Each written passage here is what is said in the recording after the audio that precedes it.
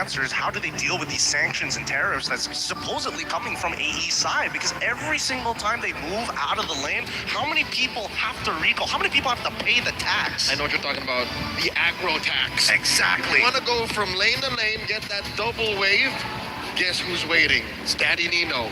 If you want to make sure that your jungle is safe, guess who's checking in? Just throwing random, well, for the most part, magic damage in there is Hijume. So, again, respect that approach that AE is definitely going to bring in.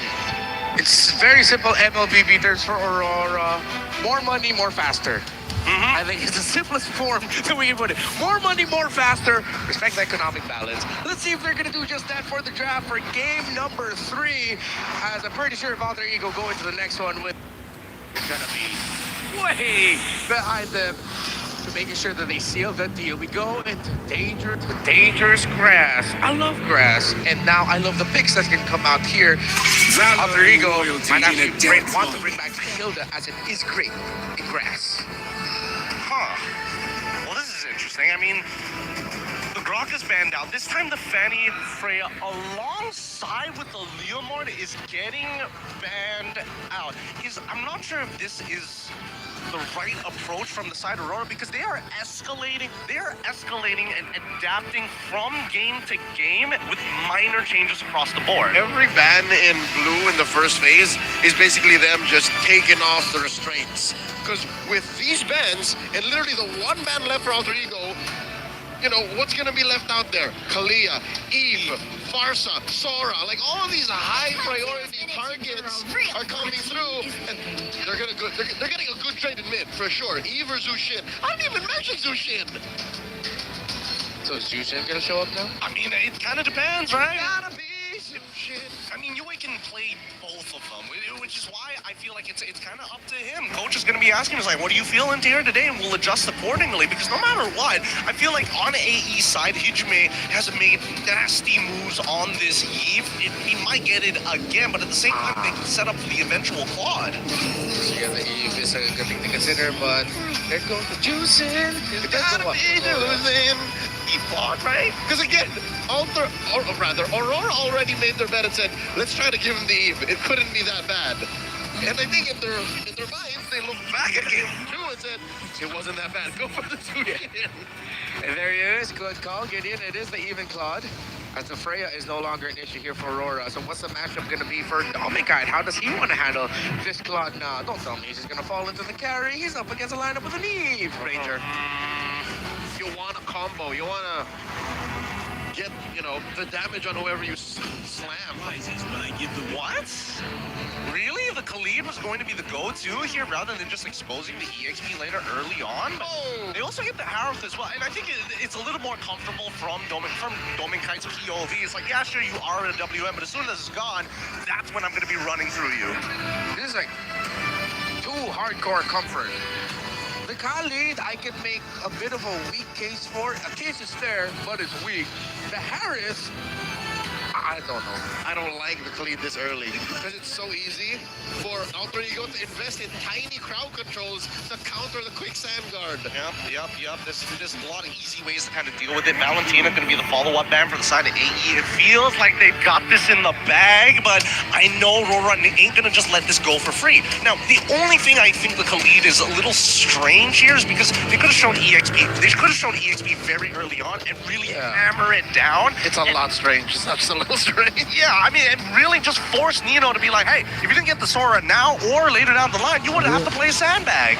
Thinking that Aurora decided to go for the Khalid early on because they probably were already thinking, okay, we want fast tempo because we're up against a Claude, we want to take control of the center. Khalid's one of the best heroes to do that, sure.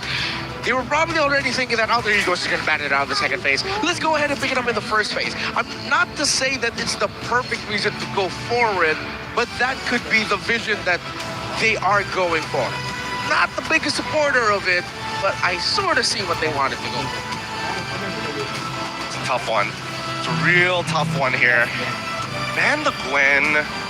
What else do you have to worry about here? Because there's a really good argument for AE to also just lean into the Fredrin if necessary. Yeah.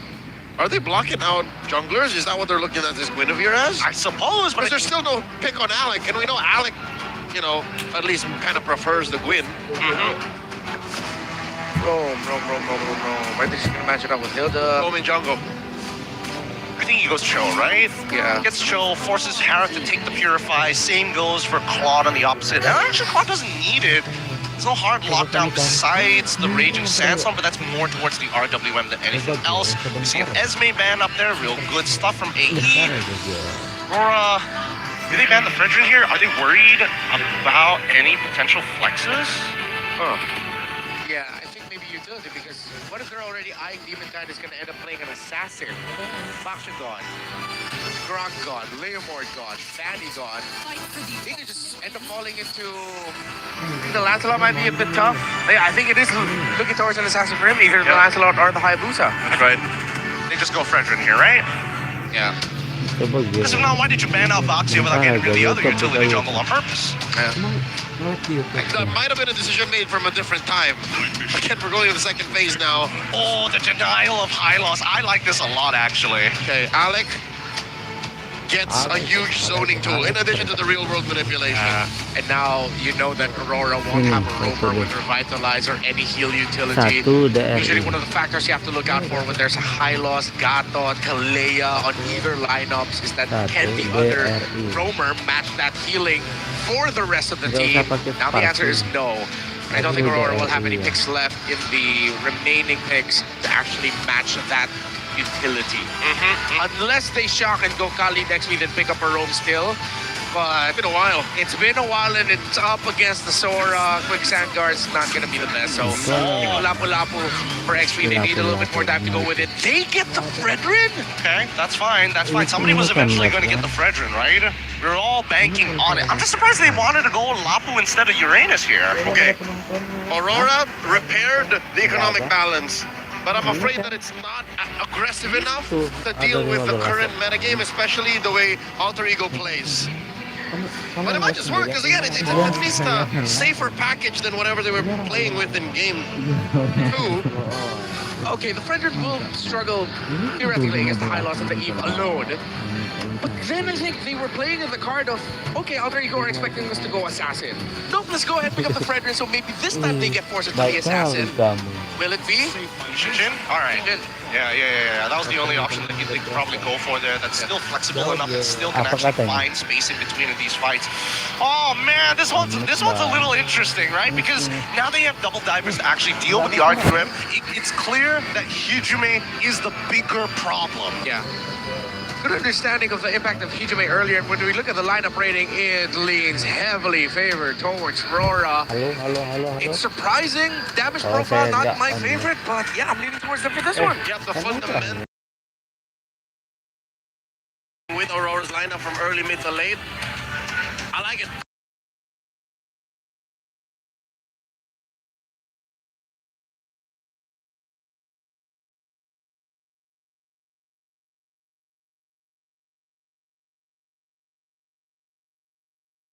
Of the world. Drex, Mirko, say something smart. Something smart Something is smart. what Mirko and Trex always say as we jump into the land of Dawn. If you're just joining us, it's 1-1 right now between AE and Aurora Gaming. Mirko, we want to see Edward on something proactive. He picks up the Lapu. My only problem with their draft right now, at least for me though, is this Khalid. Yeah. The Khalid is, I don't know, for me the Harith is quite questionable as well, honestly, going up against the Claude, right? Like, it isn't a winning matchup for Domain. Earlier, we saw the Granger versus Harith, we saw level 1, it was great for the Granger. But this time against the Claude, Claude's just gonna outscale the Harith, and once you get win a crown, very difficult to deal with.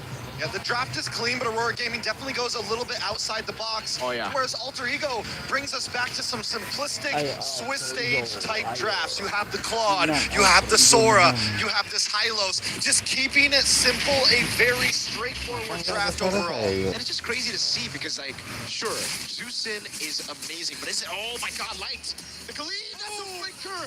Void Blast, first blood for Hijime! That's huge for the side of Alter Ego. Not only a first blood plus a flicker, you get a lot of value out of that. A lot of times players will just let themselves die and not use the flicker, but now you've lost even more. Oh man.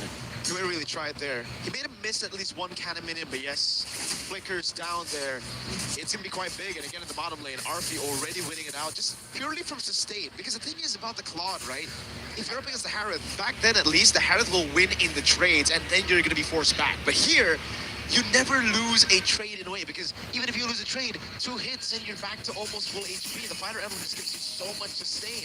Exactly. Normally the Harris with the range. Wait a second on the mid side. RWM. Oh man, we caught RWM doing so much damage on Yue.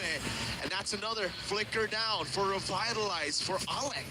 2 flickers down before the turtle.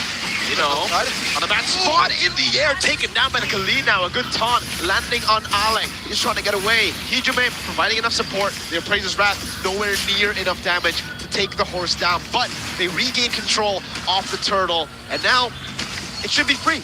Yazuke will not make it free though. He will take as many green camps. He will counter jungle as many camps as possible, but this is why they go Khalid. It's very difficult to farm up against him. Raging Sandstorm used up, but again, for Yue, no flicker. He's gonna chill on that wall. You know, in the top lane, solo kill against Edward. Revenge was served in the top lane. Just in a moment of Aurora Gaming starting to control the map. Alter Ego fights back. I do want to talk about this Khalid a little bit more. Renmar did say you get that laning phase aggression. He outputs amazing damage in those first 4 levels, and Aurora Gaming have been capitalizing on that. They've been taking advantage of the quick movements. Luckily, Alter Ego, though, is able to find some plays for themselves in the midst of it all. Let's take a look at the items here. Quick check. Nothing too crazy. It's the rush for the DHS for Arfi as usual. And yeah, the Azure Blade plus the little book there to get you instant dashes, instant unlead dashes. Dreadnought armor for Fredrin. He's probably going to switch over into some magic defense as well, so he can get a little bit of best of both worlds. Turtle's not going to be up for 50 seconds, and Alter Ego just continuously hunting for something. Oh, when you serve the flicker over, landing on Yazuke, now the RVM coming down as Yazuke is able to survive, pocket him out of shock before he dies as Hijume gets a trade on, and now it's Nito! That's big, Demon Kite goes down. It's a 2-for-1 currently. Bravest Fighter stun dodged away from Alter Ego. Walk away with the win. Demon Kite and Light down. But the thing is, it's a utility jungler and a tank for one of your carries. I mean, it's still worth it, but it's like... I think taking jungle is what made that worth it. If you don't take jungle, it's definitely not worth it. But the fact that Demon Kite goes down, maybe Alter Ego's able to get a small advantage in terms of levels. Maybe they can convert that into an advantage on this next retreat. And also, that fight proves to us why a lot of Soras have been going for the concussive blast over Brave Spike. He just rotates so quickly. Light up top, trying to get the pressure back for him. Alec, with a walk up to Tonto. Comes around for Demon Kite. Yazuke's walking up as well. The Bravest Fighter coming out for Edward. That's a free turtle again to Demon Kite. 2 on the board with no response from Alter Ego. Nino CC Immune brings Demon Kite into the turtle range. Now Raging Sandstorm, good flicker from Nino, but he's gonna be caught, and it's Yue who gets the kill. Alter Ego can do nothing about it right now. Even with the last turtle, they know we don't want to get into this. 1 ton and you're all down. Flickers him on force. Yazuke able to escape. RWM coming down on him, but Hijume, oh my god, Tormang is able to survive through it all with the unlimited dashes. And Hijume falls. Yazuke with the traceless forward, like going in. Looking for more Aurora Gaming. Just continue put on the pressure, but Yazuke wants to maybe jump back. Alter Ego, no. They can't take the fights right now. It's just the reality of the situation. There was nothing they seem to be able to do. They lay down a nice RDM. They do something perfectly, but Aurora Gaming still ends up winning. They have the damage, but they also have the defense. Is there a time? I think Alter Ego still needs maybe 8 minutes, 9 minutes till they can really put on a fight, until Claude can really lock in and get involved. I guess so. Right now, he just is sitting on a DHS. The Harith is behind in gold, but you are active way earlier. And that may be the reason as to why they actually went for the Harith despite being in a bad matchup, right? Like, Claude can get the gold lead, but how big is your lead going to be? It's not going to be a whole item diff yet, right? So, as long as Tomeng gets the Starlium side of the Feather Heaven, he can do this. Constantly solo kill! Tomeng! Oh my goodness! That amount of shock with the Glorious Pathway in the mid lane. Alter Ego just cannot get any trades on the map. They can't get anything at all, let alone trades. I mean, he's literally diving under towers. It's not even a trade to be found. Who gonna stop him? Nobody. Nobody gonna stop Domain. Zaman force in, he knew RP did not have his flicker, and it was just a bang bang in Mobile Legends, man. You know, Straight up. We're talking about Domain, but for me, it's Yue, 2-0-1, even earlier in that fight. Yes, Domain didn't drop it. Yue's the one who dives in with the beacon, able to output the damage. And normally it doesn't seem, normally for me at least, the Jushins aren't chunking away, but Yue makes it look nasty. Hey, speaking of Yue, let's get the all-in from Nino, going on to Yue, going for damage as well. Yue able to survive for such a long time, and Nino, in order to use the flicker, still goes in on the turret, but it's a trade at least. Nino knew, once he saw the Zaman's force coming, it's like, all right, I have to fully commit. It's like at Trex, least Trex get be the complimenting trade. him too at much. Least get the trade. Nino he wants you to compliment him, bro. That's what he wants. You talk about Yue, he's like, nah, I want some of that, man. That's a stun, though. Landing on light. Oh, okay. Hey, it's a safe play. Better safe than sorry, right? All right, so taking a look at the items, still only a DHS for the Claude. And I think at this point, you're gonna need the whole trinity. You're gonna need the Scythe, you're gonna need the wand, you're gonna need it all to really be able to output, and that's a long while away at this point. We are 8.5 minutes in. Yep. 8.5 minutes in. And probably around 10, 11 minutes, that's when the third item's gonna come. And by then, Aurora Gaming can turn this 2.7K gold lead into 4, 5, and just continue the snowball. It's still within Aurora Gaming Philippines' power spike is the problem right now. Yeah, so Alter Ego, they're just gonna have to wait and stall the game a bit longer. Because if we do get to the late game, this is where Alter Ego's composition really starts to pop off, right? They have 3 damage dealers. That's why it was very greedy for them to actually go for the Claude and then the Yi Sun Shin in the end. I really thought it was gonna be a utility jungler too, right? But hey, that's the War Axe pickup, so they are getting to that point. It's just incredibly slow because in normal situations, you would actually be able to give gold, like more to the gold lane if you're on utility, or, you know, vice versa. If you're on the fighter gold, you give more to the jungle. Now everyone's kind of like looking for gold everywhere on the map, and it's just getting tough because Light has so much ground clearance on this Khalid. It's so easy for him to rotate top, bot again, everywhere to stop the guys from farming or to counter jungle. You know, what's insane about this as well is Alter Ego got so many picks that we considered power picks. Oh, yeah. They get this Claude, they have the RWM, they have big play potential here, but they're just not able to make it all work. Let's see. Lord. Already taking a half HP now. RP walking up, pops into BMI as Edward jumps into the Bravest Spider. That's where you Sancho with the blinker into the back line. It finds Hijumer. He pops into RWM, but it's a bit too late. And Yakuze is trying to do something, but he's just not able to output the damage. Traces his out to safety. Nino still kind of in the midst of it all, doing more damage over on Demon Cap, and RP goes in now on Yue, and it takes him down. It's just a 2-for-2 at the end of the day, Yasuke. Did he get taken down? No. 2 for 2 plus a Lord. Yue, Light, Hajime, and Alec all fall, but the tower's gonna fall next, and Aurora Gaming PH continues to push forward. 3.2K gold lead. Now, even if Alter Ego hit their power spike again, if Aurora are able to build a lead that bypasses that power spike, it's going to be big trouble for Alter Ego.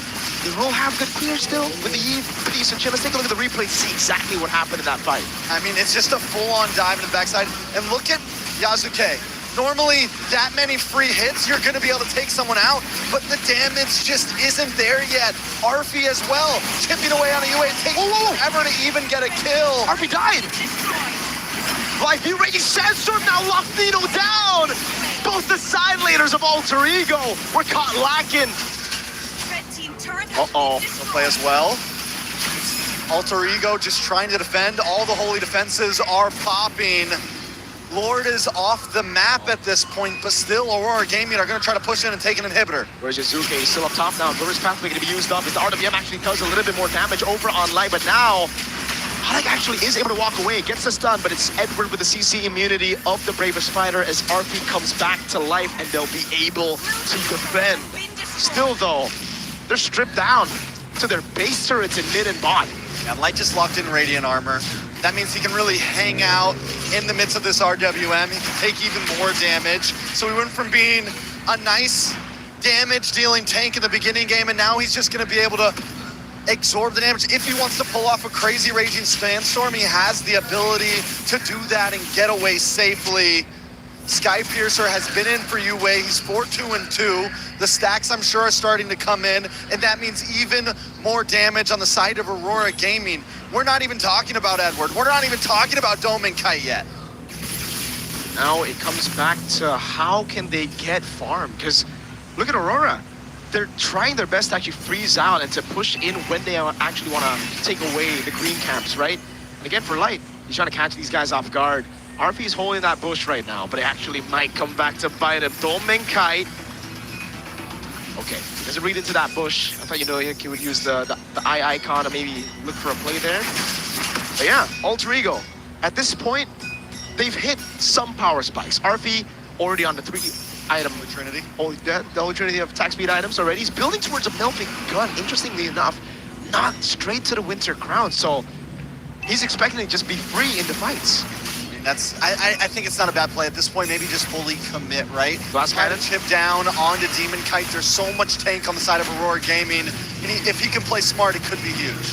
Yeah, you know, really try to brute force into that position there, but against Chunk, Edward zoning Yazuke away. Look at the Lord. He's getting Chunk really low. Yazuke has no position to go for the contested. Demon Kite secures it for free as Edward whips the stun, but he doesn't need to land. Raging Sandstorm with the breakthrough now catches Nino. That's a pick up with the Lancer Flare, and Nino gets sent to the sword of Edward. At this point, Yazuke hasn't been able to try to take a single neutral objective. 3 turtles, 2 lords, and he hasn't even been able to walk into the pit because Aurora Gaming is waiting for him. And this is what the composition's able to do. Edward brings out the bravest fighter. Light brings out the Raging Sandstorm. They hold down this front line, and there's nothing these egos can do. Lord will charge into the mid lane. They're not even concerned about the mid lane right now. That's Alec thrown back in the bottom lane. Oh my goodness, a dive! RB with the BMI barely gets away in the synchro vision, but it will be guaranteed now. That is a free turret down below, and it is a base turret. For Alter Ego, it really comes down to defending the top side, just because it's the far lane. But still, Aurora will take whatever they can get. 2 base turrets with a Lord push, that's value, dude. It might just look for a third here. Minions are coming down the bottom side. They can push on the top here. Alter Ego has to commit to 1. Edward with Bravest Fighter now jumps onto Hijume. Yazuki dealing a lot of damage now as RP does the same. The Mount of Shocker goes wide as now it's going to be Light trying to run away, and he does. Glorious Craftway. Omen Kite maybe looking for the possible re-engage along with Yue, but Roar are going to play it safe. They took 2 inhibitors. They can move on to the Lord next. And look at how low that last turret is. Nino checking his bush. We'll spot Light out there. But the turret up top, man. If Aurora even just build a small slow push and they spotted this. Oh my goodness. RP's going to try to lock on. Thankfully, it's a Khalid, right? Like there's, you don't chase him easy. Oh man, the orange ball. Yue shining the light onto Yazuke. Zoning him away, the retreat from Demon Kite to take it away from Yazuke, who still kill us this game. Alter Ego have just been getting starved non-stop. Purple buff gonna go as well. Nino at least keeping vision, taking a look at the items.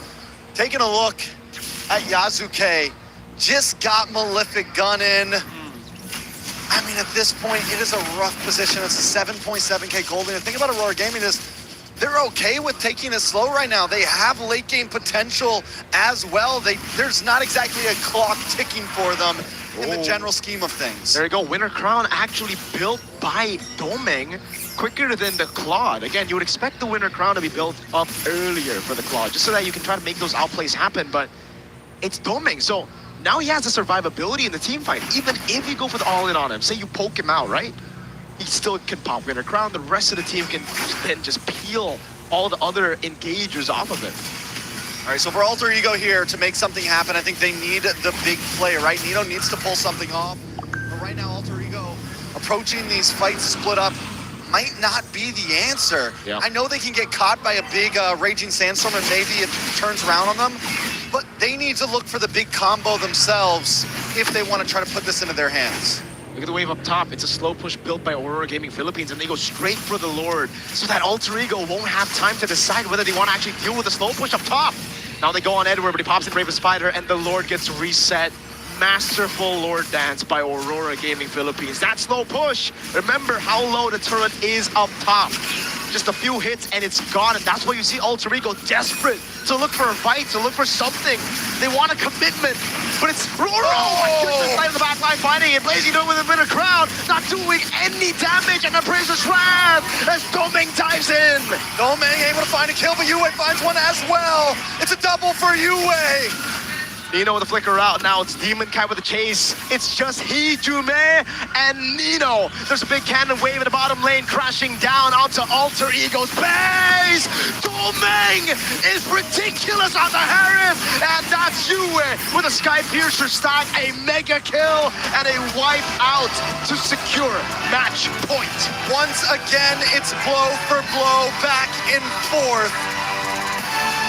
Aurora Gaming take the first, Alter Ego with the second, and now Aurora Gaming is back to help secure match point. Will it happen again, or will it end in the next match? In Indonesia, it's the Filipinos who get to match point first against Alter Ego. Aurora looked ruthless.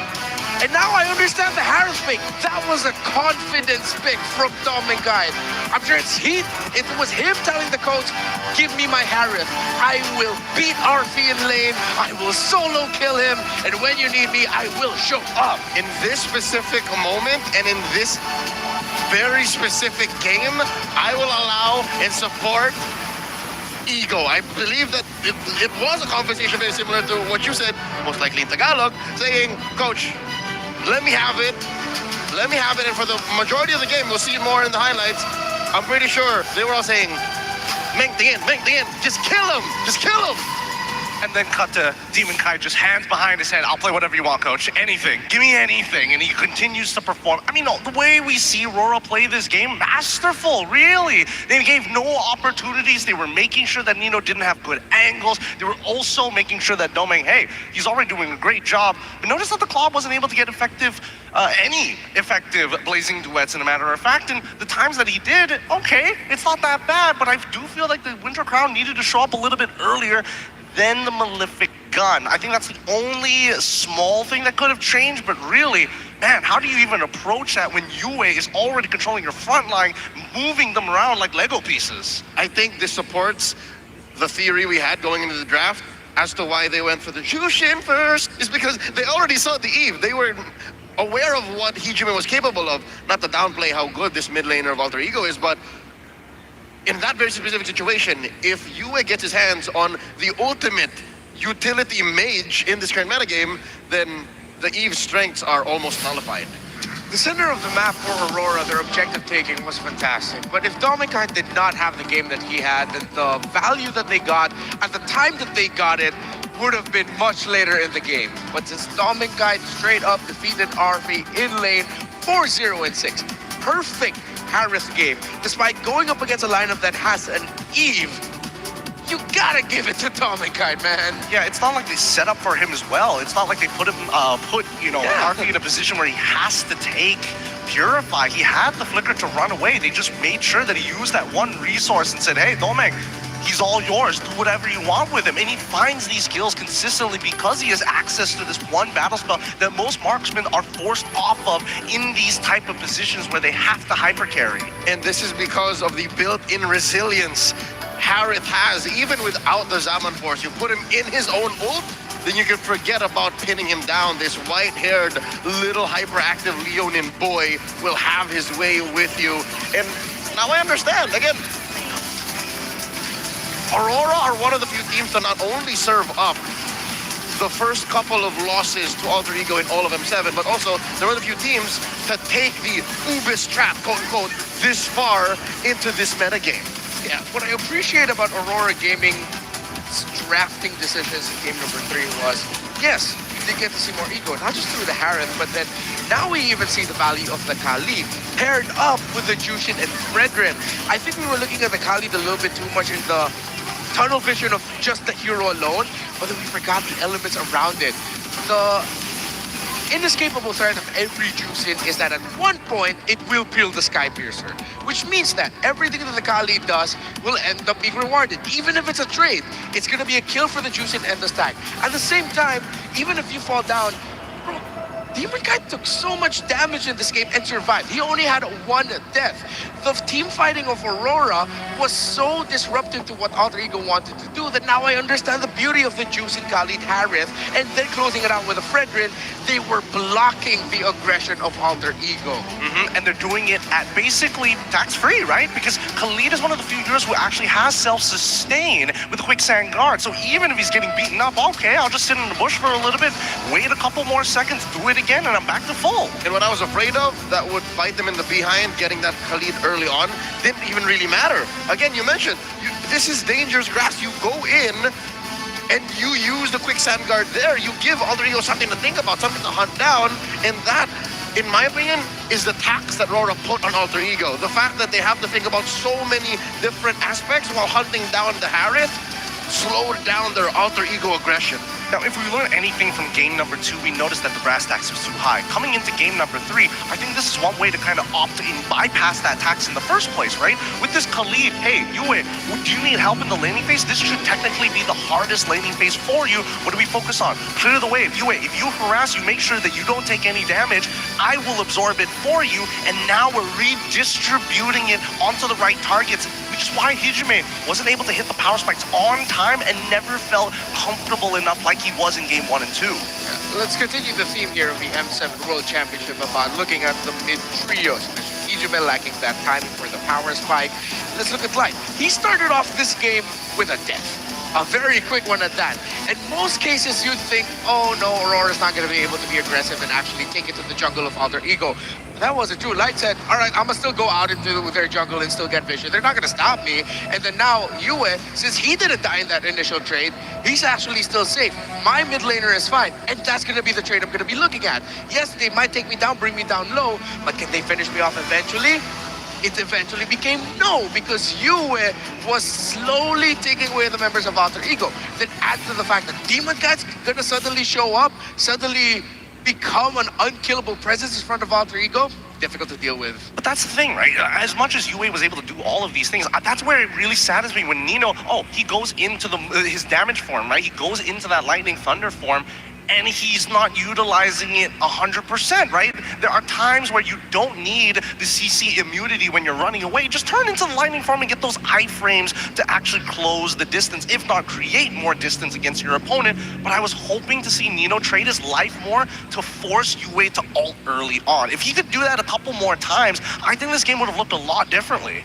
I'm worried about how this will dictate the game, well, mostly by the draft going into game 4. Because now we see that even against one of the strongest teams in M7, Alter Ego, Aurora can play on a spectrum of different kind of lineups. You know what I mean? Like, they don't have to play fighter side lane anymore. They can play Harith side lane, they can play Ube utility style, and who knows, maybe now it's Alter Ego who has an identity crisis. Maybe having so many masks is now being a struggle for them. Because look, we played multi-core here, and I'm the economy guy, and I'm looking at this now, it's like, that's one of the reasons why they couldn't fight back, is because they were too busy getting farm on both Yasuke and on Arfi, which is, again, a non-starter. How do you even begin? All right, Jerome Powell, I'll tell you how they needed it to begin. Really, it just boiled down to whether or not Hylos is able to find that initial glorious pathway, because there were a couple that were really good at cutting them off, but nobody's in position to take advantage of the scenario. So at that point, I think that Alter Ego from game number 1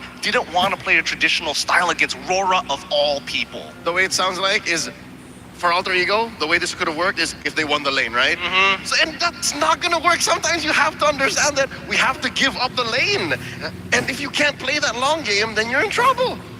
Well, great points here on the panel, and I'm pretty sure that's going to tell a better story once we head into the draft for game number 4. But it's time now to remind you that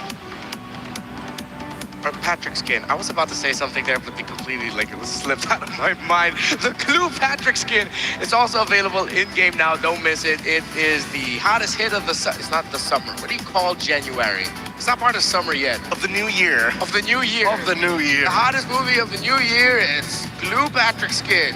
as previously seen and shown off by Patrick Vinuya of Team Liquid Philippines and his performance on that glue and multiple other glue performances that we've seen here in the M7 World Championship and in previous tournaments. It is, and I will die on this hill, the best skin we've ever made in game. It's such a good skin that honestly, I think they needed to start pouring it into the other things that Munton has already produced at this point, right? I mean, it could go into Instagram, but I think personally that maybe Magic Chess Go Go. How about a synergy for just SpongeBob and Patrick in Magic Chess Go Go? I know that that's a long shot, but what you can do now, though, is go in starting February 8th. No, rather, until February 8th. Now to February 8th, you can reach level 45 in the Go One Pass to unlock Yuzhong, Emerald Dragon for free.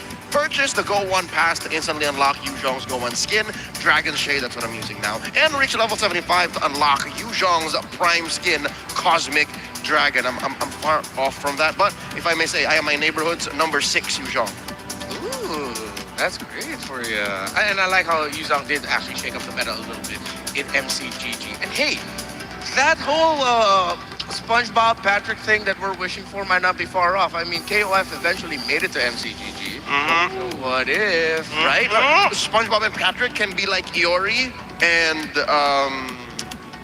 K? Okay? Yes. Yeah. They can be like two different skins and they have synergies. Yeah, the Chevalier one. I'm trying to think of a good one. What would we? I mean, I can't be giving away these $1 million ideas for free, of course, but you guys can. Just make sure if you get the pass while you still can, and also get the 3 skins starting from 360 diamonds. Value. Being said, though, actually, I feel like I don't think we're ever going to see glue in this matchup. Like Nino has so far shown Sora, Yuzong. It's all damage dealers, and yes, obviously a setter in Sora, but he's kind of both, right? Yeah. I think, especially now with the little break that we had heading into the second day of the knockouts, the teams have adapted and respected the idea of the instant gratification, that you get impact right away, that it is not too complicated for you and your team to get the wins, to lower down their health, force out resources. You want it instantly. Yeah, so I think you have to revert to a time mode saying of KISS, K-I-S-S.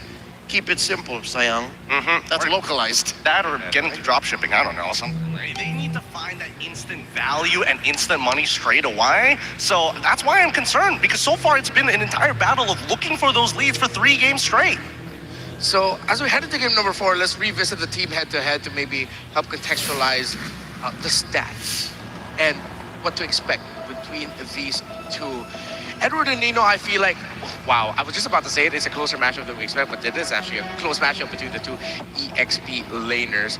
For Hijime and Yue, I think their picks, as important as they are, more important, I feel like, is what ends up in the hands of Alec and Light respectively. Yeah, right? It feels like as much as we are looking at the pinnacles of like, yeah, these are the outlets, the connectors, the wires to make this motherboard work is so much more important. So these two teams have to invest more in the setup, not the payoff. The payoff is almost guaranteed. If you want to see Yasuke or Arfi go ham, they will. You want to see Demon Kite or Domen Kite do their thing, they will. But you gotta make sure that they have a platform to do that on. Yeah, that's that simple setup. Nothing too high concept, nothing that demands way too many layering. Or things that shoot off in way too many different directions. Exactly.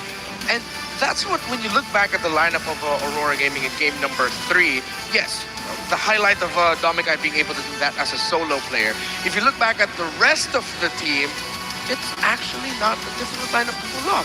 As the Fredrin, come on, we all know what Fredrin has done for ever since his inception into as the premier jungler pick, eventually fell off. But then when it does come up, we're just reminded of why it was a monster for a long time. He can stand there, take damage, and still bring value. Yeah, which is why I was like, why didn't they pick it up on Red 4, right? They had the opportunity to do it on Red 4 or even Red 3, and they decided not to and give it over to Aurora. We look at the fans' predictions so far, and I mean, Aurora PH is coming up with 74%.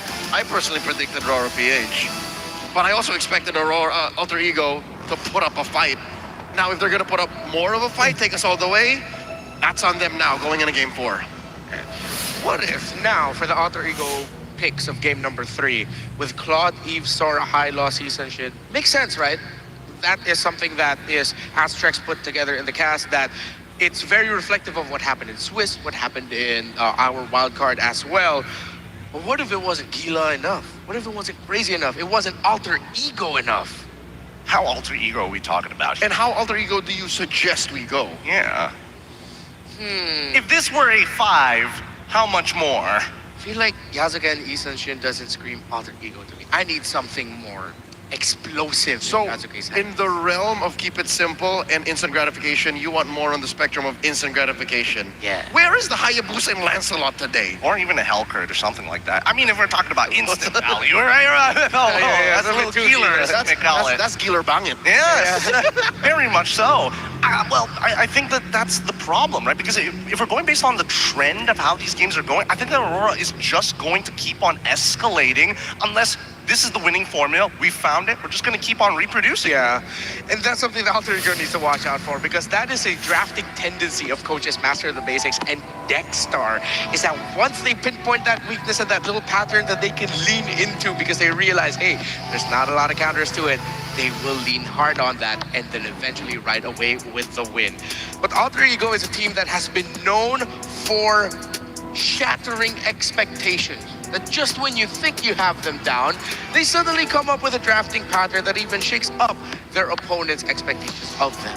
If I may, I'm sure there's a lot of fans from all around the world watching. Fans from the Philippines specifically, I'm gonna tip my hat over to the Cavalry.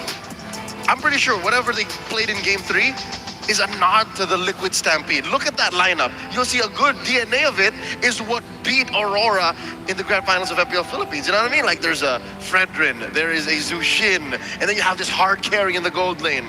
It is very reminiscent of what their rivals from FPL PH would do. Actually, okay, now I'm reminded as to why I felt there was something a bit different about seeing this Fredrin play. We're used to seeing Arteezy play the Fredrin a little bit more, and he plays it like he's also the roamer while he's jungling. Because this time it was paired up with the Khalid, he didn't need to do that as much, so Demon Kai could just hang back. But during the times where he did show up, since he was relatively undisturbed in the jungle, it's reminded of us of like, oh yeah, he is still a pseudo-roamer that's difficult to take down. And the entire time, especially when you're playing like a hyper-scaling style of jungler like Ishin Shin, just going even against him is already a big up, because he clears way faster than you in many different scenarios. Even if he's down a level, as long as they're maintaining that goal, Ishin Shin will eventually outscale you. However, catching people, right? The timings of which Demon Kai gets in there, he suddenly lays the blanket and says, no, I am the flood, you stay right where you are. As our voices fade out of Tennis Indoor, as the Indonesian broadcast ushers us in, well, you can still hear us in the global streams that we have all around the world as we go into Broken Walls for game number 4. And no surprise, Aurora still take out that Grok, and the Paksha is still not being given at all. This time, they also take out the Fredrin. They want something a little bit more punishable in the jungle. I think they always like going for that Sora, no matter what. And I think Aurora are completely fine with it. They're like, whatever. As long as you don't have anything that forces out our battle spells, Sora is very manageable. And it's not even a matter of can we counter it with Valentina anymore. It's literally just, okay, Nino, go ahead, make our day. And that changes our expectations. I remember going into this match, we were talking about things to watch out for. We mentioned Sora. Apparently for Aurora, it really doesn't matter. It's just another hero. Stuck under the punch. It's not that hard, some may say. But I think that Aurora here, let's see what that one slight adaptation, right? They got about the Sushin. Yeah, I'm thinking about it as well. Are they willing to give Eve? I feel like you might as well leave both open at that point. That's true. Give the onus over to Coach Zephyr. Yeah, you're right. Yeah. So what would we ban? Thing is, if Eve is given here, and let's say Alter Ego picks up Eve after Aurora bans out the Juice in, Yu Zhang's gonna go to Ron. But then Alter Ego will just respond with the Uranus early on, because that's usually the responses that we've seen now recently. So they go for the Freya, they'll open up both. Yes. That's what we're saying. All right, what do they want? What do they want, AE? There's so much to go around, man. Oh, there it is. So now we see how Aurora performs when the table is on the other foot. Yeah. Claude Eve, right? Well, they don't need to rush the Eve because they already see the Juice in on the other side. Also true. I want to see Aurora surprise us and show their version of Leomord. Oh. Really? Ooh. Even though I would have seen that, I would have liked to see that more if it was an Eve first pick. Like double horse tech sort of thing, Yeah, but- plus the E. Yeah. If they go double horse, maybe, but there it is! It's the Leomord, and as you called it, the Claude. Good call. Good call. What is going on with the metagame? In Swiss, midway through, I'm like, yo, Leomord is not metagame. He needs so much setup. And now he's first phase worthy. He's good at punching people when they're low, right? And that's exactly what you need compared to Yi Shin, where it's like, man, I gotta do all these cool little tricks to get maximum damage while this guy's just punching me in the face. Oh! And the counter pick steal as well. The crowd goes wild. Joe would have been perfect for Aurora, but our alter ego block it. Fanny falls in the hands of Yasuke. Mr. Hoyt is somewhere smiling right now. How can they deal with this now?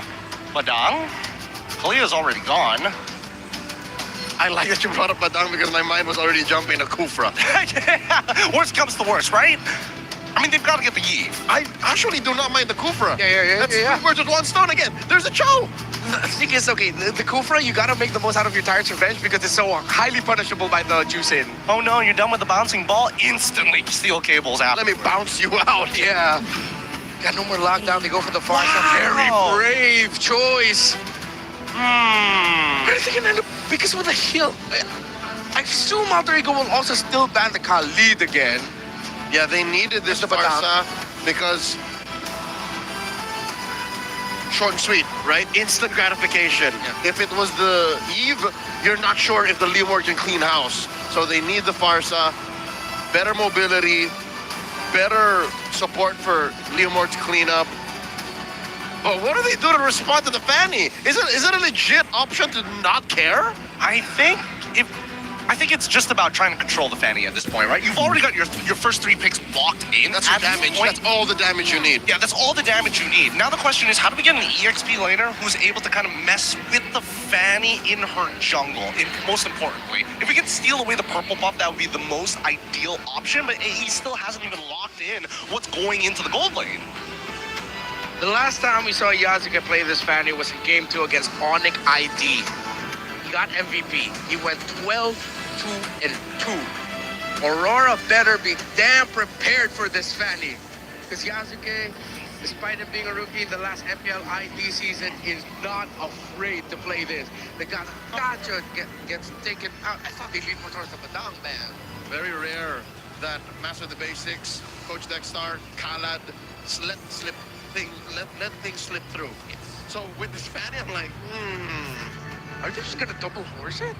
They might double horse it, but I think the Gato plan is mainly so that AE ensures that the mid lane is somewhat contestable, and I think that's going to be a difficult match, right? Because you're expecting Light to get decent damage on towards, some decent damage at least towards Hijume's side, but now that you have like both Jushin alongside with Cho, there's so many moments where a 2v1 scenario is a guaranteed flicker. Arlot ban. So they're trying to take away the best surprise set of heroes here for Nino. Ooh. The Uranus is still a good option for Alter Ego, not gonna lie, despite there being the presence of the clock. Oh, that's a good read. Taking out the chip. that's a good way to kind of just Yeah. surprise the Fanny out of the sky. What if... Oh, no, that's gonna be tough if they go for like something like a Kaja or a Franco. The Kaja, Franco, Kufa are all in the same little bucket. Yeah. Like, break glass in case of emergency. Yeah. And also because I'm always thinking about the juice in there, which is why Kufa sort of like an off pick, even Franco, Kaja on off pick, which is why the safest is just either Badang or go for the high lows and go double horsies. Question: How good is Arfi on Sora? How good is Arfi on Sora? Because I mean, you still can go for like Sora, Yu Zhong at this point, and you have entire access to the back line. Oh, all that dive is not going to be good for their health. Yes.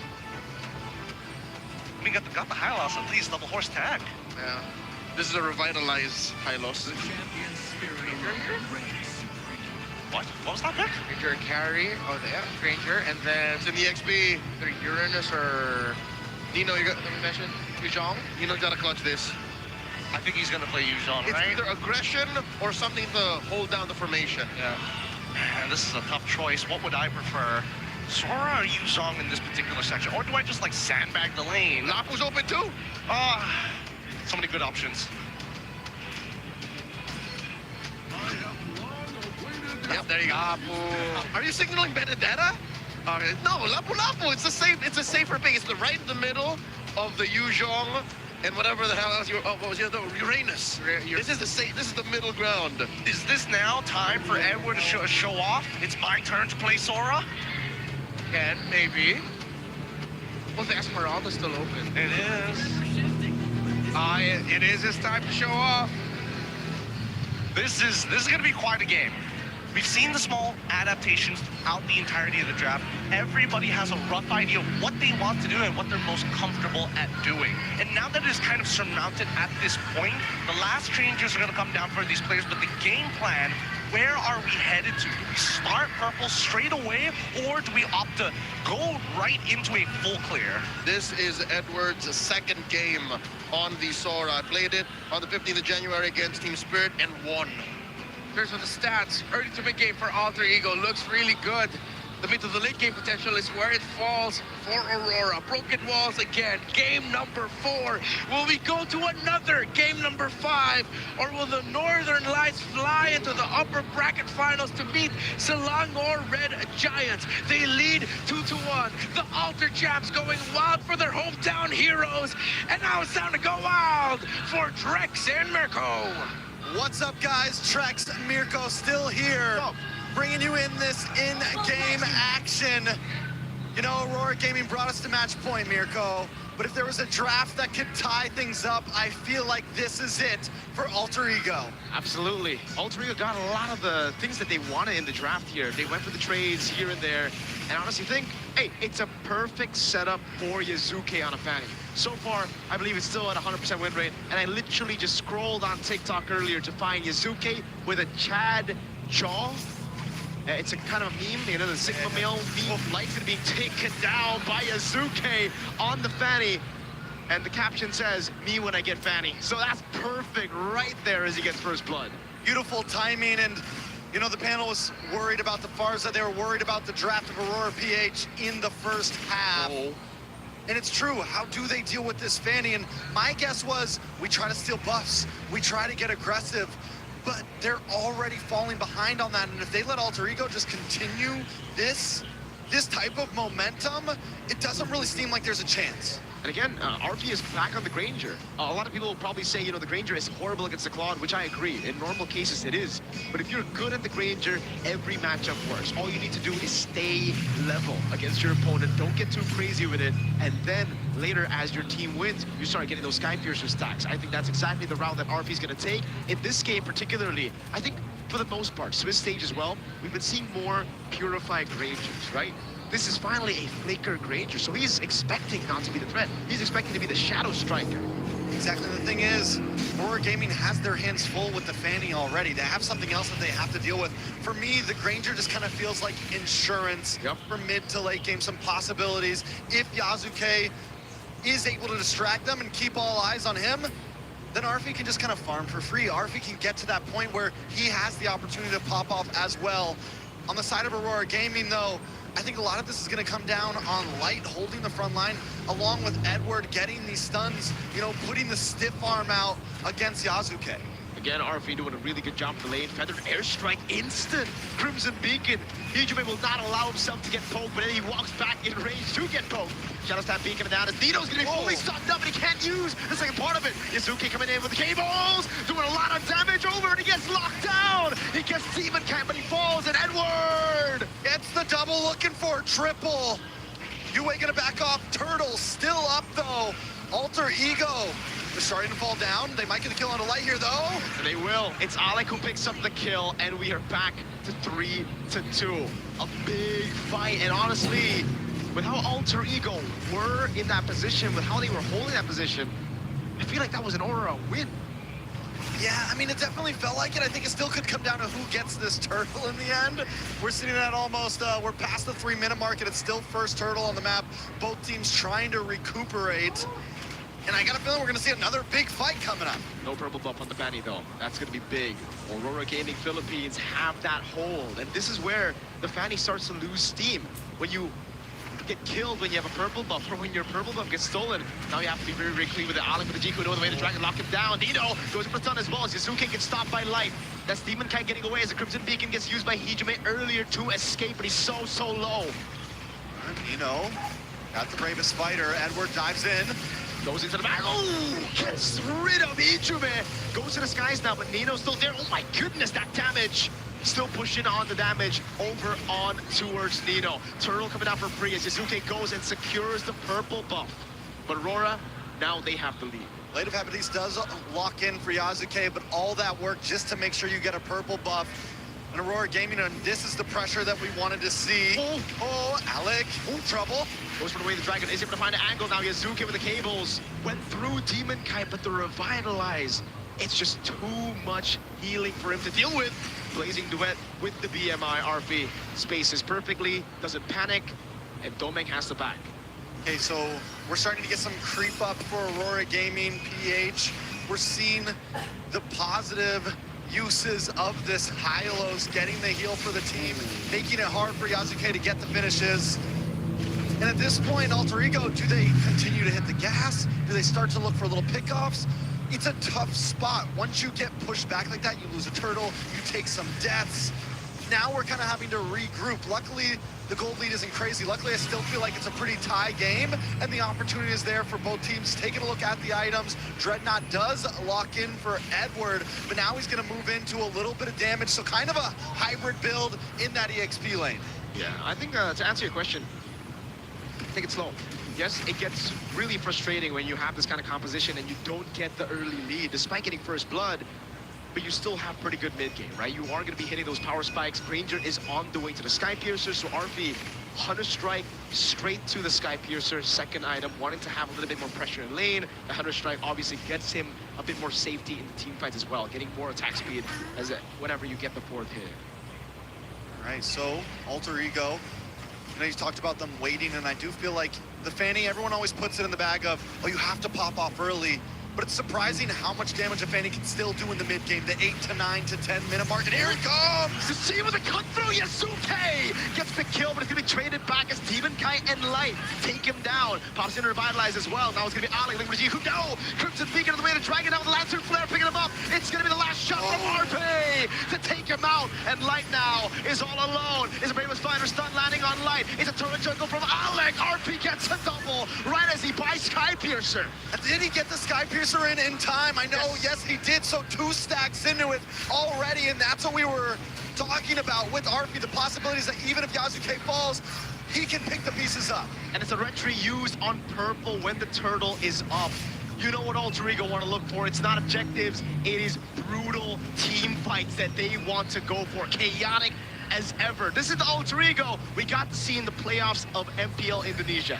So Aurora Gaming approaching these fights from here on, they need to know we can't use the whole package on just Yasuke. We need to save something for RP. We need to make sure that we can deal with Hijime as well. Alter Ego, to deal with that, need to kind of layer these fights, need to come in at different timings, and that's what they did in the last one to win things out. It was a good bait earlier there. Glorious Phantom coming down as well. Phantom Speed not used yet, but Edward had to back away. The airstrike coming down now. Trying to poke him down. Nino's gonna be chunked by Edward. He goes in on the Hijime now, but he's able to flick around, but that's a lot of damage from Edward. Now it's Nino with Bravest Fighter. And Phantom Steed able to shred through. Can they get it? RP with the shutdown. Alec getting away the Dragon Peels for the team. And now it's Yasuke cutting the horse down as the turtle will be next on the chopping block. Light walking up, but it's Yasuke who takes the turtle as Domeng gets a trade in the mid lane with a turret. RP 4-0 in 3 already. We're entering the danger zone for Alter Ego. And look at the top side as well. Nino pushing in. Alter Ego taking a full spread approach to the map right now. Malefic Gun locks in for RP as well. The damage is online. Trex, Alec was a lifesaver in that fight. They went all in. Now Alec's gonna go for the Jikudo again. Right as the turret spawns, with the Dragon locking the boy down. Blazing to it at the BMI, but he comes in under the turret. Aurora gets the cables to get away. And Edward is trying, but it's just not enough.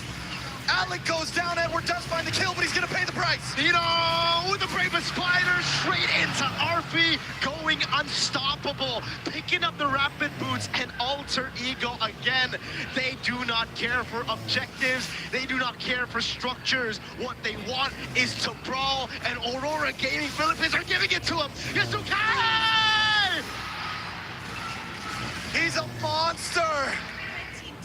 Under the tower, 1v1, jungler versus jungler. At this point, Aurora Gaming is trying to fight back. They're looking for little moments, but I think they need to go on the defense. They were able to catch them off guard in the early game, but now the power spikes are here. They need to look for more responsive plays instead of meeting Alter Ego Esports head on. Taking a look at the items. We're still waiting on that Holy Trinity from Domain Kite. We're still waiting on a second item for Yue. The damage dealers just don't have the damage yet. And a Leo Mort is normally something that can help control the early game. And since he has died as well, Aurora Gaming is stuck playing catch up. Lord's gonna be coming up in just a few seconds. And in my mind, I don't think Aurora Gaming should try to force the fight on it. I agree. I think they have proper amounts of wave clear to deal with the Lord.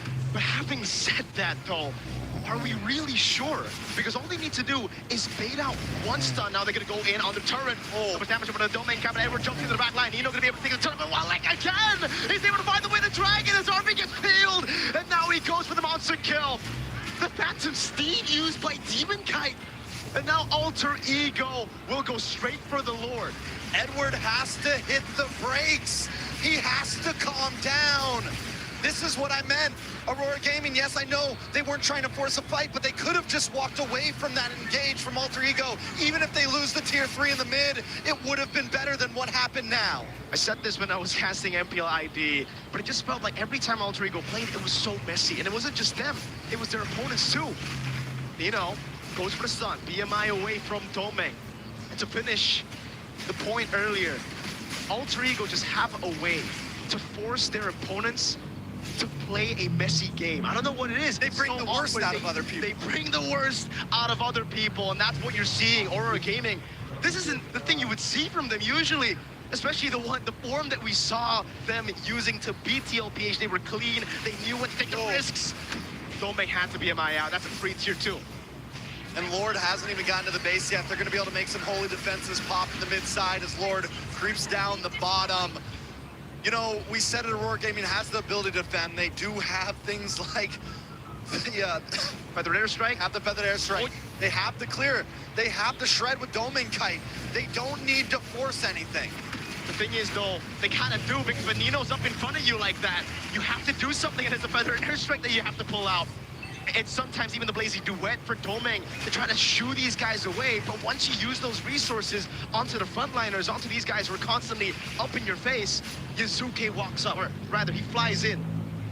I gotta say, though, losing one inhibitor still feels kind of like not a too bad of a loss of what could have happened. Absolutely. But Aurora Gaming, don't go out there. They need to stay put. This is exactly what Alter Ego wants at this point. So let's look at the stacks, 60 stacks on the Sky Piercer. Level 14, Arfi is just a pick artist at this point. Feathered Airstrike coming out, but look at Yasuke. Clean with the cables, trying to feint, trying to waste some of the resources. But Aurora did not bite. Okay, so Alter Ego still playing it slow, but they're trying to bring the worst out of Aurora Gaming right now. They're kind of playing the outside rims of the base, hoping that somebody bites the bait. It's gonna be 55 seconds till Lord. Does Alter Ego go for the stall in the lanes, or do they just keep on pushing in here? I think they go for the stall. They can't afford to give Aurora Gaming Philippines enough resources for their comp to finally work, because yes, you do have a Fanny. It's going to be very, very troublesome for Yue, for Domain to actually get into the good positions in team fights, but still, you don't want them to get their item power spikes, because then it relies on you not making a single mistake on a Fanny in the late game, which is way easier said than done, brother. You know, I gotta say as well, Edward, earlier on, when he made that big play that he paid the price for, you still saw the damage from him. You saw the capabilities. So, as you said, when those item spikes do come in, if Aurora Gaming is able to do something like that, when they can actually get kills into the backline, it could be detrimental to how they win this game if they can turn things around here. So Alter Ego, 3 seconds for Lord, looking for position. Look at the top side, Nino, looking for either a possible gank or a push onto this top tower while the rest of his team secures the Lord. That was also the position he was holding in game number 2 on the Sora when the team was leading. That ultimately was a throw from Nino. But this time, Aurora do not show their faces up top. Maybe actually just Domeng. Nino gonna be chased down. The Lord already taken by Yazuke. And that's it for Domeng. He goes back to the BMI and now another siege. Every time you see him with the cables, man, you just don't know, red tree. But this time it is Demonkite who's the one who secures the orange buff. Arfi with the range right now.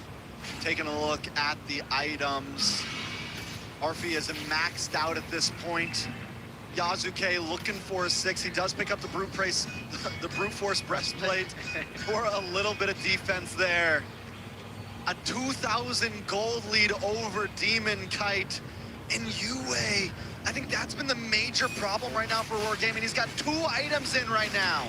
And it's not going to be looking good right now as they crash into the base. Nino looking for the angle now with the Bravest Spider as well. That's going to be line knocked up. That's Yazuke! In the back of the cut-throw, finding the Barca. That's a shutdown though as Leomore gets the pick up. Edward. Demonkite as well, trying to get some free shots to the Blazing Duet. With a nature from RP. Now he goes for the gun down on Demonkite. It's another shot into the midst of it all as Demonkite's able to space away. A double for Demonkite. Lord cleared up. Nino holding the fort. But Aurora somehow defend. Not somehow, they do it well, they do it cleanly. Yes, Yazuke gets the kill, but they quickly take him off the map. Arfi hangs out a little bit too long, gets chipped down low, is forced to leave the base, and then the beautiful Blazing Duet to push them away as well from Demonkite. Aurora Gaming, I don't think there was a better way they could have defended that. And now, it's the big question mark to Alter Ego. You have the stacks, you have the lead, you have 3 base turrets.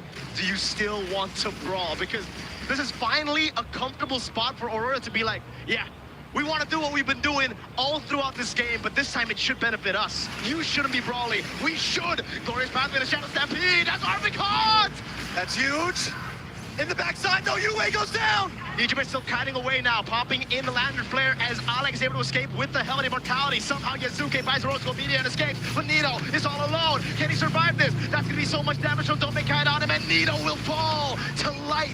And Yazuke is nowhere to be found. He had to go back to base. Aurora Gaming, though, they don't push anymore. They're going to go back to their own base. They're going to defend. We got 2 members. We got the winning number on that last fight. They want more. Alex, wait. Purify out from Domeng. Now the battle. Yazuke goes able to win the nature. Perfectly timed. No panic from Domeng. Ice cold. There's no waiting in the land of Dawn. There's no pausing at this point. Aurora Gaming has checked the boxes. They found their timing, and they're the ones who want to brawl. They're the ones who are forcing the fight because they know, listen, we have no inhibitors. We have nothing to defend. Exactly. We have to try to force a fight and get this next Lord. And this is the adaptation, the improvement that we've seen from Aurora Gaming Philippines. What we've criticized them in the past for, being too systematic, being too safe, now they pull the trigger when it matters. It's only the last Lord that matters. One Lord to rule them all. Now the cable's coming in now as Demonkite is able to get on the horse. Yazuke will lose on the rapid refusion. Demonkite and then Domeng with the Blazing Duet in the back, a little bit of crowd as well. That's him down, Alex taken out. It's gonna be RP next to Paul and Hijube. Edward's trying to do something here. He's able to get some final damage. Nino wants to get away. It's him and Yazuke against the world, but he can't survive. Yue takes him out, and now it's just 1. They got a big Lord in the mid lane crashing down. Wave in the bottom and top lane pushing towards Aurora. Yazuke, can he do it? That's a hard bill to sign.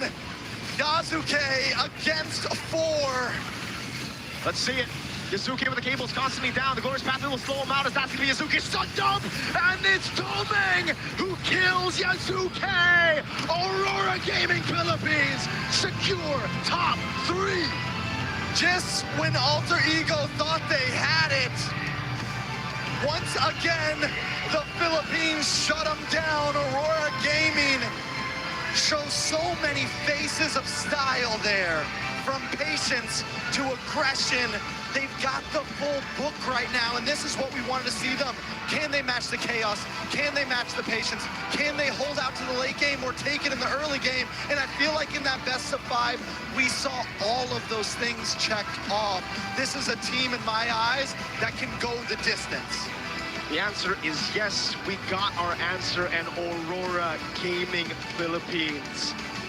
They beat TLPH in the play-ins of knockouts. Now they beat Alter Ego. Next up, it's the Selangor Red Giants, who are already waiting in the upper brackets after a clutch victory against Aurora Gaming Turkey and their brothers. What a series overall. What a night overall. Aurora Gaming, a team that so many people felt like, could they make it this far? Could they get to top 8? At this point, they've secured top 3 at a minimum. And whether they win or lose tomorrow, whoever ends up facing them, there was a lot to say. Let's throw it over to the panel, though. How we doing, guys?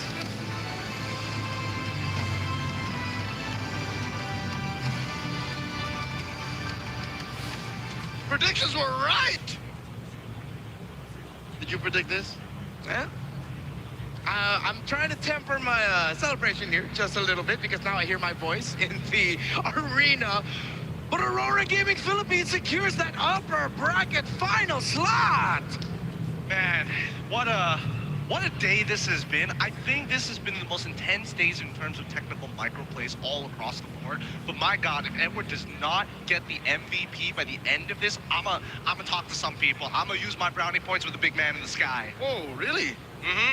Edward, I think, especially in the last 2 games, it's Domenkite coming of age. It's Domenkite proving that he's more than the gold laner that he was in Malaysia, and then in M6, because his Harith and back-to-back with his Claude is what got them this dub. Aurora holding on for as long as they did with all of the threats that Alter Ego had. Yes, it is a well-deserved, if ever it is going to be an MVP awarding for Domenkite, because there's so much pressure on that Claude, man. Yasuke was cabling left and right, but then we go back to the simple idea of you pick up the high loss when you see a Fanny, just a quick little stun, and that buys you time. And then when Aurora finds that time, Alter Ego needs double time on their effort, which leaves them vulnerable to errors getting punished.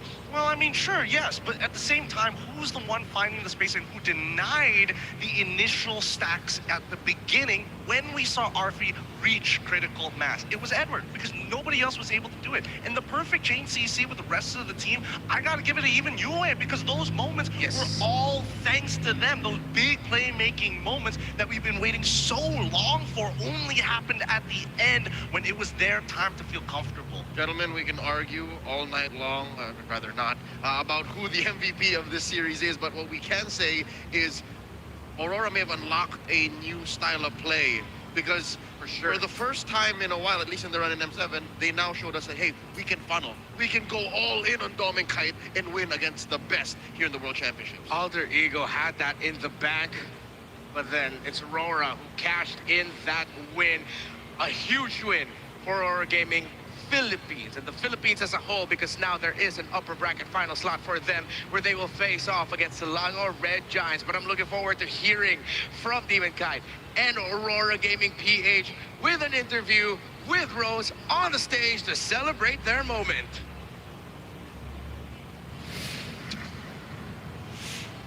Congratulations once again to Aurora Gaming Philippines! What an amazing best of 5. It was so close in that last game.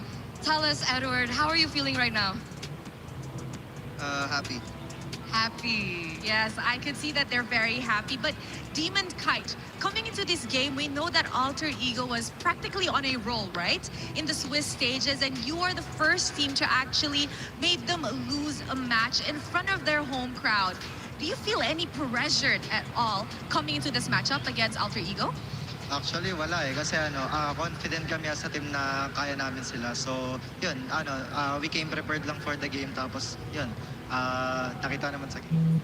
You said that actually they didn't feel any pressure going up against Alter Ego because they came fully prepared and very much confident to face Alter Ego, and he thinks they managed to show it in the game just now. Honestly, we saw it. We saw it in the game. Game number one, it was a little, shaky, but afterwards, you guys came back full throttle. As an Indo, I was like, But still very proud of you boys. Now, Edward, once again, waiting for you on the other side of the upper brackets. Finals tomorrow is SRG. Now, when was the last time you faced SRG? You've never faced SRG, right? Maybe, I don't know. We don't have knowledge that you've met up against SRG, so we want to know what you think about this team. I think they're good in Go. tingin ko magaling sila sa lahat ng aspect ng laro. Kaya kanina nung laban nila sa Aurora Turkey, na-reverse sweep pa nila yung series. He thinks that SRG is actually really good at every aspect of the game. And watching from the matchup against Aurora Turkey just now, they even managed to get a reverse sweep. So with that in mind, how confident are you up against SRG? 10. Oh, 10 out of 10 in terms of confidence. Now, Demon Kite, I see in the audience, although it is the home ground heroes actually playing, I see that a few of the Auroras flew here to Jakarta to support you guys all the way from the Philippines. Is there anything you want to say? Maraming salamat sa mga sumusuporta sa Aurora. Thank you din sa mga nagpunta dito sa venue. Sa mga nanonood din online, maraming salamat guys, and patuloy niyo lang kami supportan. He said thank you very much to everybody who's been supporting Aurora in their journey, especially to the Auroras who flew to Jakarta just to give them support. He also wishes that everybody back at home will continue supporting Aurora Gaming Philippines. And with that, once again, congratulations, boys, as we're going to throw it over back to our casters to break down that match. You guys know what to do.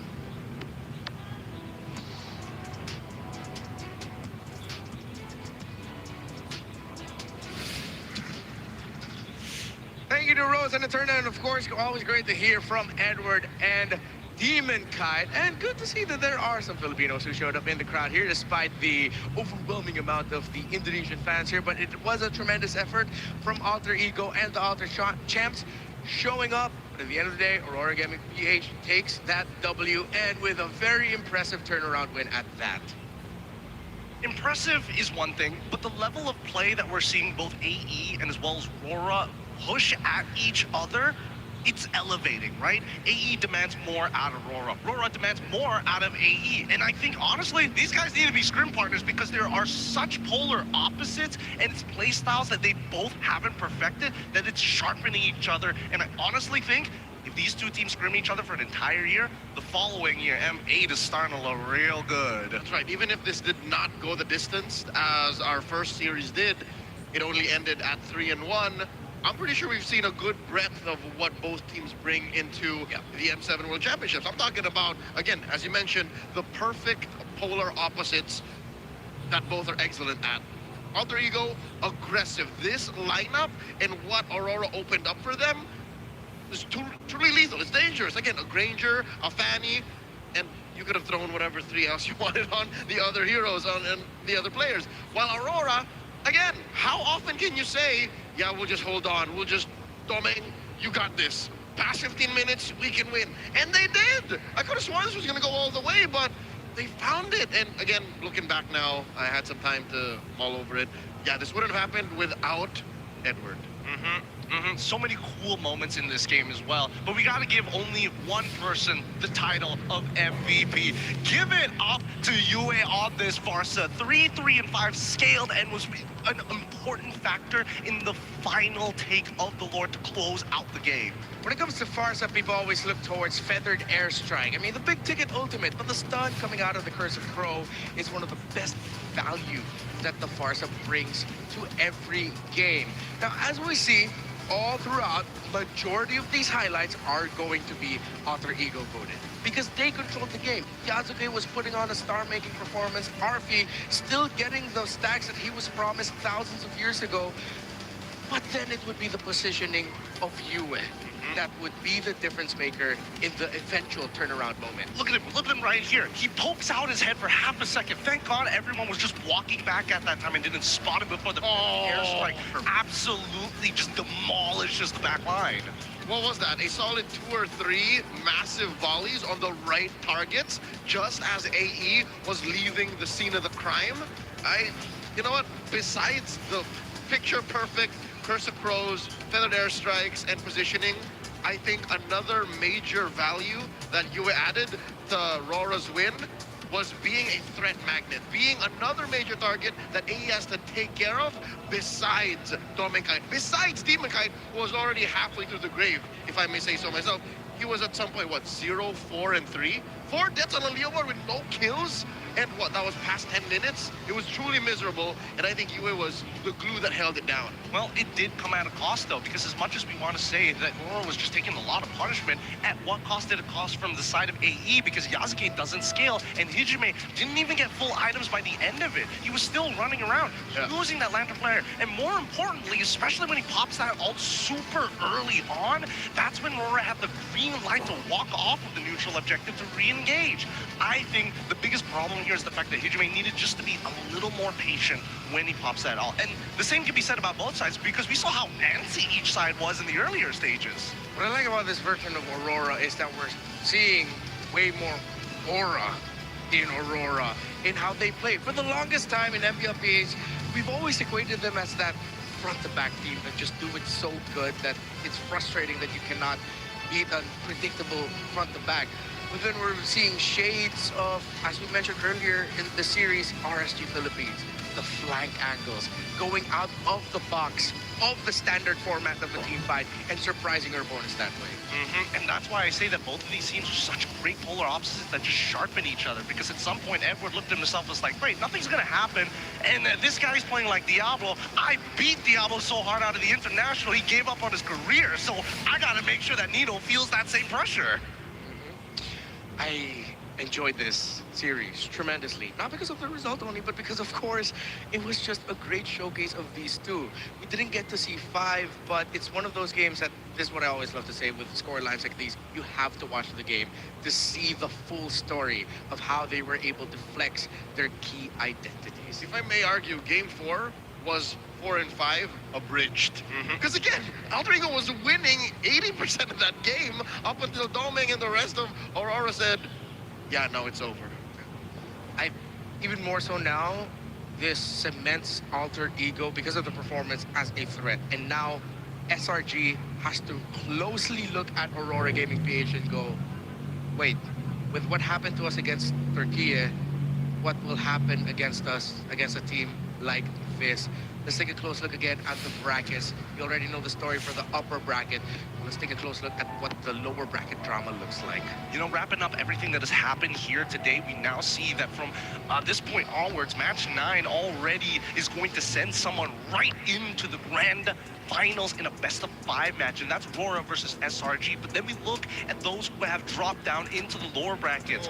Holy, it's either Aurora Turkey Gaming facing off against Onyx or TL, AE either facing off against TS or YG. All of those round 1 lower bracket matchups are matches between the champions. Each region's respective #1 going into the World Championships are facing off tomorrow. ECA's finest versus the Burmese Giants. Onyx versus Team Liquid, and then of course, who's gonna be first at the grand finals, we'll find out tomorrow night. We have a long day ahead of us, but the stories will be told. An elimination between champions, who gets to go to the grand finals first, and 2 Dark Force contenders looking to prove themselves worthy of continuing to climb forward. It is a massive day for the M7 World Championship tomorrow. Before that, how do you guys feel about what we saw today? It's been terrific. We went to almost 10 games. We got 9. To be honest, every time I look at Mobile Legends, you would imagine that this game has already been cracked open, but the skill, expression, the love of the game, and the passion that we are seeing from these players on the Land of Dawn really shows there's more to it than it seems. I can't wait for tomorrow to start. If today was any measurement of how the metagame will evolve, tomorrow should be better.